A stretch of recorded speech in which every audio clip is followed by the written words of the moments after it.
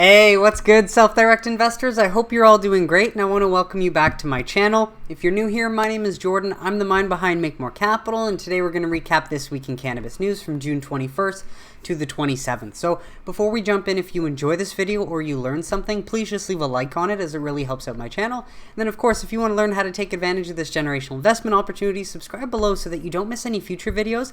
And then there's plenty of content for you to go back and rewatch and educate yourself with. I've tried to put all the news and facts in one place so that you can watch the evolution of the industry over time, identify some top companies that you think will do well in the long run, and take advantage whenever you're ready. But we're going to start with this article from Business Insider, highlighting that the CEOs of two of the biggest US cannabis companies break down the future of the industry to an exclusive audience of Wall Street's most powerful investors.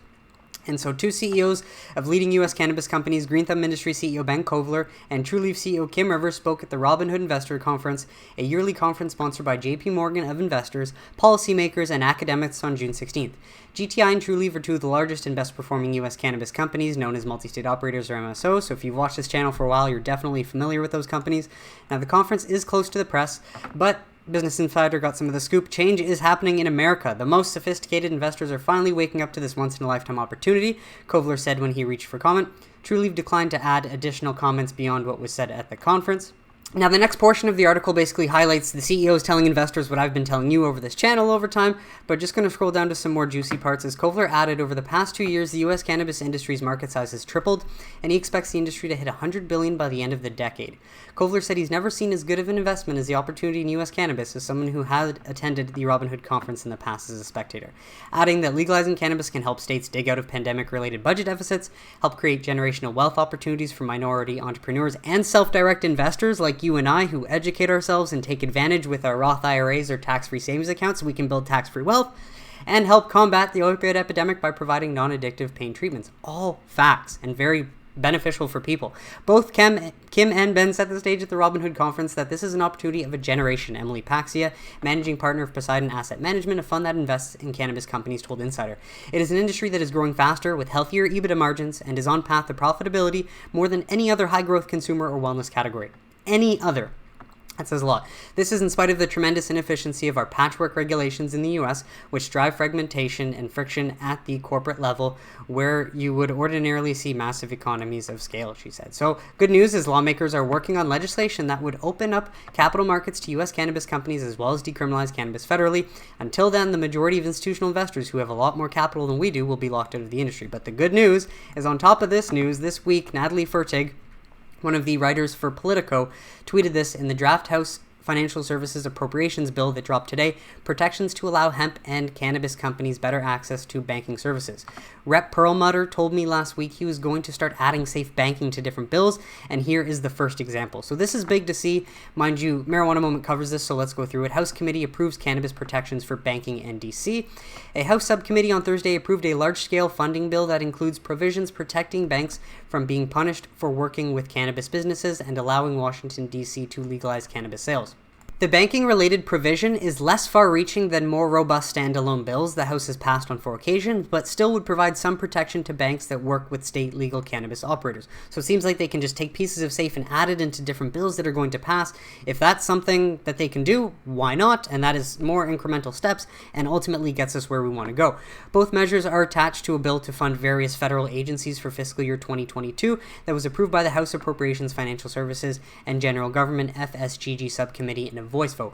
The full House Appropriations Committee is scheduled to take up the legislation on Tuesday. So mind you, this is still a House committee, so it's not anywhere in the Senate, but this is good as opposed to, seeing just further stalling and delays as we've been used to. Now, this is what it says of the language. The current House FSGG bill's banking language reads, SEC 629, none of the funds made available in this act may be used to penalize a financial institution solely because the institution provides financial services to an entity that is a manufacturer, a producer, or a person that participates in any business or organized activity that involves handling hemp, hemp-derived cannabinoid products, other hemp-derived cannabinoid products, cannabis, cannabis products, or cannabis proceeds, and engages in such activity pursuant to a law established by the state, political subdivision of a state, or Indian tribe. In this section, the term state means each of the several states, the District of Columbia, and any territory or possession of the United States. So the language would provide limited protections as compared to the more comprehensive standalone legislation on this topic, since it would need to be renewed annually and only applies to the Treasury Department.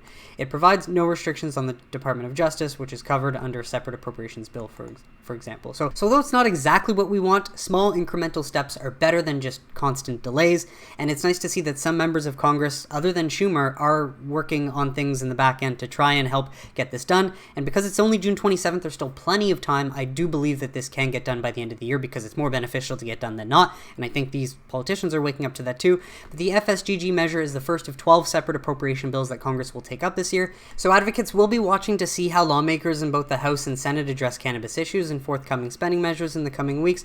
But keep in mind, this is bipartisan, so there's no reason not to think that by the end of the year this does not get passed either in a vote or through incremental additions, which include the safe harbor language that would allow these investors to get in. But regardless, we're just going to have to pay attention to the volume and see if the second half of 2021 picks up where February left off. But on top of that, congressional Democrats defy Biden by scrapping DC cannabis sales ban. So this is big, as President Biden wants to keep blocking Washington DC's from implementing cannabis sales. Why? Who knows? Mentally, he's still in the 90s. But on Wednesday, leaders of the U.S. House of Representatives Subcommittee released a wide-ranging spending bill that would lift the ban in addition to protecting banks that service the state legal cannabis business. And that's referring to the article that we just looked at, that appropriations bill. Despite the president specifically maintaining a rider barring DC from using its tax dollars to legalize cannabis commerce in his budget proposal last month, the legislation from House Appropriation Financial Services and General Government FSGG Subcommittee Chairman Mike Quigley would remove that barrier. Big ups here to Mike Quigley as a congressman who's representing the people, not the president, because when you go by what the president wants, that's a dictatorship. When you go by what the people want,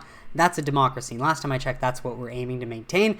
But the exclusion of the DC provision from the fiscal year 2022 FSGG appropriations bill, which will be voted on in a subcommittee on Thursday and then taken up by a full appropriations panel on Tuesday, could set the stage for conflict between lawmakers and the president. Now keep this in mind, this is just saying could, and that's just a line added in being devil's advocate, saying, yes, this could set the stage for conflict, but why, when you're a leader and then your team is on your side, why would you want conflict in between teams? It just makes zero sense. So chances are that's not going to happen. The Biden administration has already disappointed advocates by declining to take meaningful action on cannabis reform as promised on the campaign trail, and his inclusion of the DC rider was seen as an outright hostile act. Yeah, but regardless, keep in mind, if he wants to get voted in the next 2 years, which the fact that he's like 80-something to get voted in, he should not be allowed. But regardless, the fact that if he wants that, he should definitely do what the people want him to do. Am I right? So this is great just to see that we can see members of Congress actually acting in the benefit of what the people want. On top of that, Louisiana governor signs bill to legalize smokable medical flower. So the governor of Louisiana on Tuesday signed a bill to let patients in the state's medical cannabis program legally smoke whole plant cannabis flower.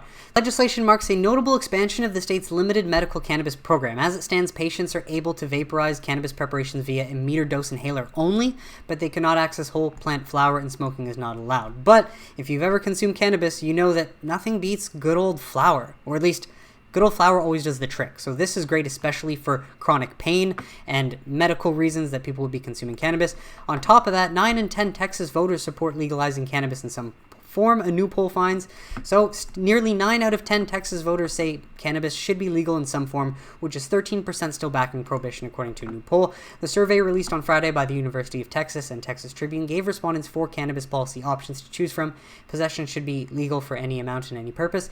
Possession of small amounts should be legal for any purpose. Cannabis should be legal for medical use only, and possession should not be legal under any circumstances. A collective 60% said they support legalizing cannabis for any purpose, with those voters split about evenly on whether there should be possession limits. 27% said cannabis should only be legally possessed for medical use. So although this is very far out, I am very excited to see when Texas might bring any sort of real medical or adult use online. But this is just great to see that one of the biggest states with the most population, or with the most people, and yet to reform any of their cannabis laws really in a big way, at least there's big support there for legalizing. So That's good news. And lastly, federal officials meet with state cannabis regulators to discuss legalization impact. So a coalition of state cannabis regulators met with federal officials and members of Congress this week to discuss the potential impact of national legalization and other cannabis policy changes could have on the local programs that they oversee. The Cannabis Regulators Association organized the Wednesday meeting. While the group doesn't take a position on legalization, it's comprised of members whose states have ended prohibition and would be affected by any federal cannabis action. So think of this as interstate commerce. If they were to introduce that, what happens to the systems already in place and functioning well in these states that were the first to legalize? And keep in mind, nothing but good has really come from legalization. So their input is going to be very beneficial. I think the primary thing we wanted to get across as federal policymakers are engaged in conversations and thoughtfully considering how to approach federal policy reform, that it's critical that state regulators have a seat at the table to share our perspective, he said. Makes sense. Obviously, we all know from our experience what has worked in the state regulatory environments, probably more importantly what hasn't worked, and we want to lend that perspective, he added. Product labeling, testing, and promoting social and economic equity are some of those issues that were discussed. The conversation also touched on legislation to protect banks that service state-led cannabis businesses from being penalized by federal regulators. Brisboe said that while Canada isn't taking a position on legalization legislation that's moving through Congress, that's one critical issue that could be addressed in the short term. So it's like they're saying, hey, yeah, SAFE, if you pass that now, that's going to be very beneficial for everyone involved. And we know that. We're just getting closer and closer as the days go by.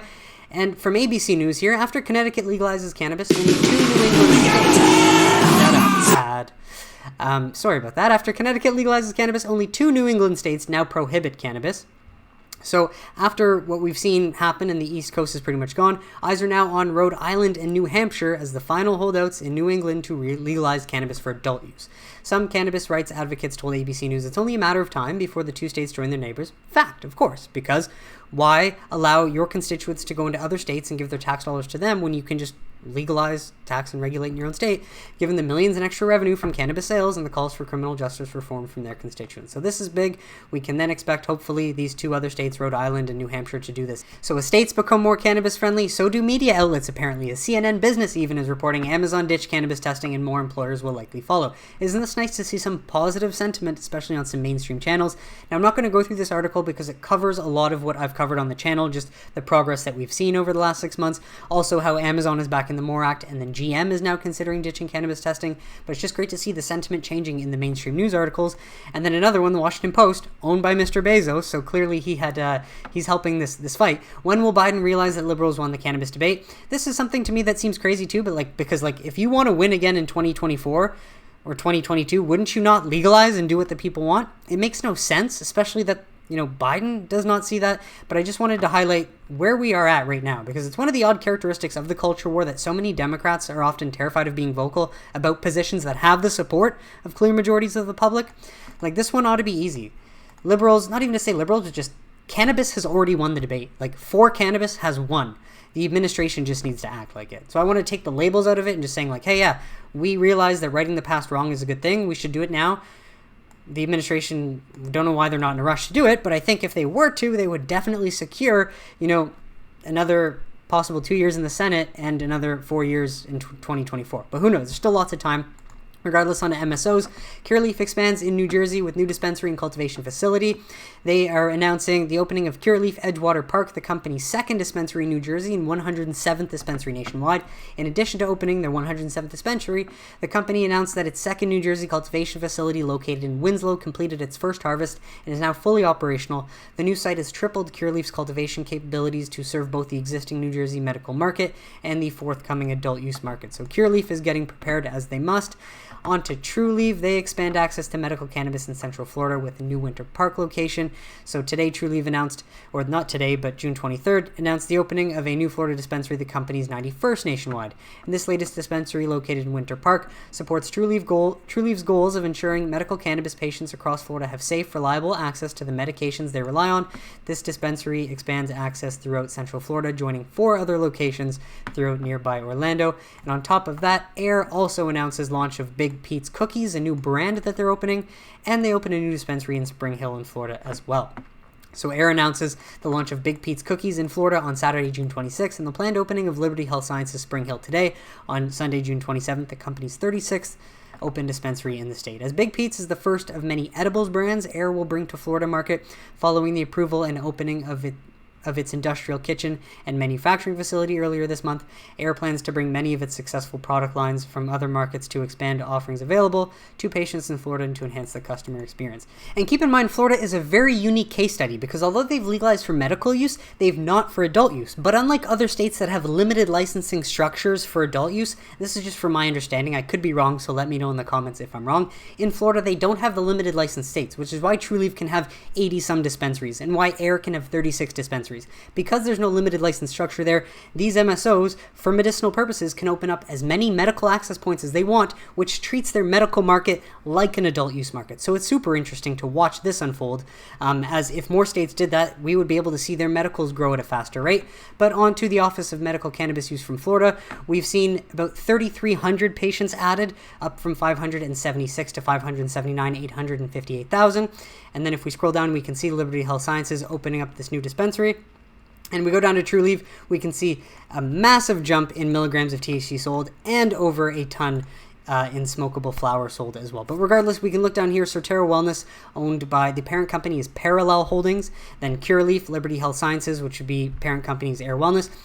These are the leaders in the state of Florida, and think about it, when you have more locations, you can increase your sales, and that just allows for explosive growth, even though Florida is just medical. So fun to watch this as the numbers keep going up. Onto some MSOs. Now, these are just a lot of articles that are saying what are the best U.S. cannabis companies to buy. So I'm not going to go through them. Obviously, you can pull them below, but just want to highlight what they're looking at. This one here specifically wants you to look at adding to your watch list before July, Curaleaf Holdings and Cresco Labs Holdings.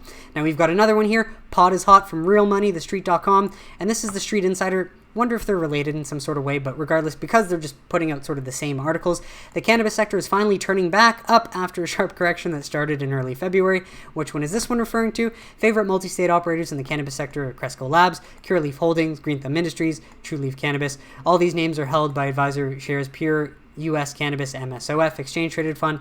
In addition, there's some other plays, Village Farms International, which is actually a Canadian LP, but has that distribution network as a vegetable distributor, Agrify Corp, and Urban Grow. Not familiar with those. But regardless, lots of companies to look at. If you want to check this out, you can grab the link below. And another one, Better Cannabis Stock. This one from NASDAQ.com, so it seems a bit more credible. Curaleaf versus Trulieve. Want to know the truth? They're both great companies.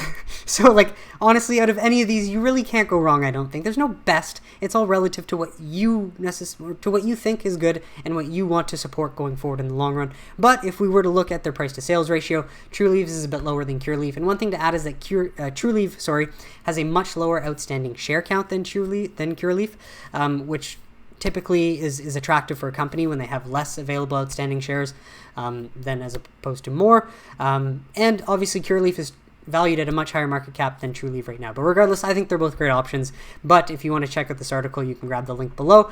On to news out of Canada, as Canadian retail sales have come out for the month of April. And it's great to see that in Canada, we did surpass our first full month over $300 million. Jumping up over 10 million from last month. And as we can see, mostly led by the growth in Ontario, our most populated province, opening more stores. So it's great to see that this growth is continuous and it's strong. We also see growth out of British Columbia. And as I reported, it might have been on Wednesday or might have been last week, that BC, they're allowing retailers, I believe, to sell directly to customers as opposed to having to go through the middlemen, which is like the provincial distributor. So that is big. Hopefully that's something we can introduce to Ontario, but just wanted to show the growth in British Columbia, making it easier for customers to get access to cannabis. Ontario opening more stores, making it easier for access. But in Quebec, where they have 8 million people in the province, second largest population in Canada, but they only open 66 retail locations, so you're not properly supplying the demand, and that's why your sales are only going up by $300,000 month over month. So although their state-run monopoly was very happy making hundreds of millions in profit last year, they could be making 500s of millions in profit if they were to open stores and properly supply the demand. Because if you've got 8 million people, there should be at least 500 retail locations, not just 66. So that's great news out of Canada. At least we can see sales growth is continuing as more stores open. On to Germany. I covered this last week, but it's great to see just more outlets covering the fact that cannabis legalization becomes an election campaign issue, as millions of people regularly use legal drugs. After Germany's upcoming parliamentary election, drug legalization looks to be a new issue on the political agenda. So I covered this a bit last week. It's still early on, but there's some facts that we can add in here, which gives perspective. Sales of illegal drugs in Europe are now reported to be worth some 30 billion, 15.15 billion. in American dollars. Regardless, that's a lot of a market that can be taxed, regulated, and, made safer with a legal market. And just like in other countries around the world, cannabis is also by far the most popular prohibited drug in Europe.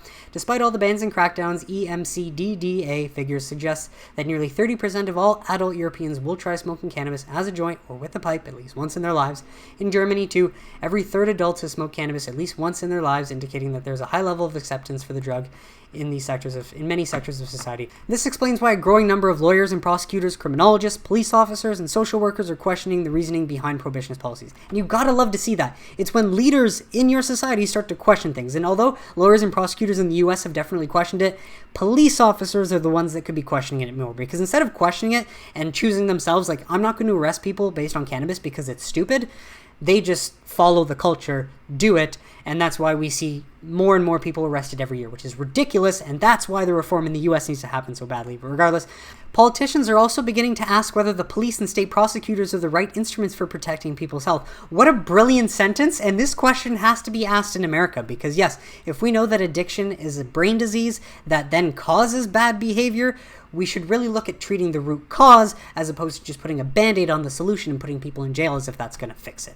But the discussion has been fueled by one key trend. In more than a quarter of all U.S. states, adults are now permitted to buy quantities of their favorite narcotic legally. But the best part is that 4 of the 6 parties currently represented in the Bundestag, the German parliament, are committed to backing an end to the prohibition policy. So after their elections, which I believe from last week's video were slated Sunday, September 26th, around that range, we can expect to see some talk after these results of some cannabis reform, which would be ideal.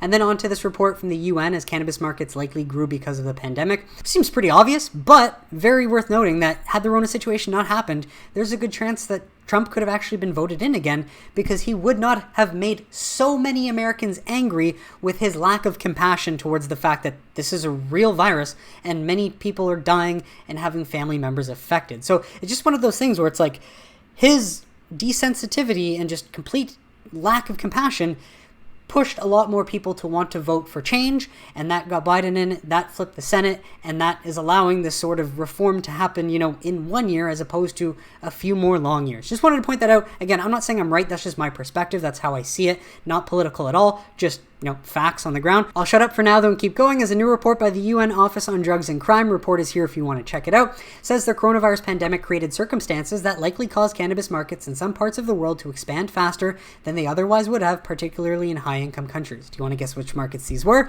The ones that deem cannabis essential. That in turn created opportunities for both think of it this way, criminal in states that have not created, states or countries, I should say, that have not created a legal, regulated, taxable market, as well as legal enterprises. So these are states and countries that have created a legal, taxable, regulated market where sales of the drug is regulated to expand their business. So think about it. If you took that step to right the past wrong, you've seen your business accelerate, which means you made the right decision. Things have worked in your favor. If you've kept the status quo alive and done nothing, you're in the same spot or you've digressed. So, indeed, large multi-billion-dollar businesses which have a private interest in the expansion of the cannabis use market are moving into the market in the jurisdiction where cannabis has been legalized. According to the report, which was released last week, the report notes that COVID-19 may have accelerated the pre-existing trends towards increased use. Not may have, it absolutely did. And availability of cannabis in some high-income countries, as some people have turned to the drug to alleviate stress or manage boredom brought on by stay-at-home orders. This, in turn, may have opened up new opportunities for cannabis markets due to an emerging acceptance of the drug. As much as the UN wants to say may have opened up or likely to err on the side of caution, if you can look at this critically and objectively, it's pretty safe to say that regardless of your view on the whole situation, it has been a miracle for cannabis in, changing the narrative slowly but surely, improving the sentiment, and getting a legitimate medical plant into the hands of more people in times of need. So lastly, on to Todd Harrison, providing this beautiful snippet. The endocannabinoid system, the ECS, regulates neurotransmissions through a retrograde pathway via the most ubiquitous network of receptors in the human body.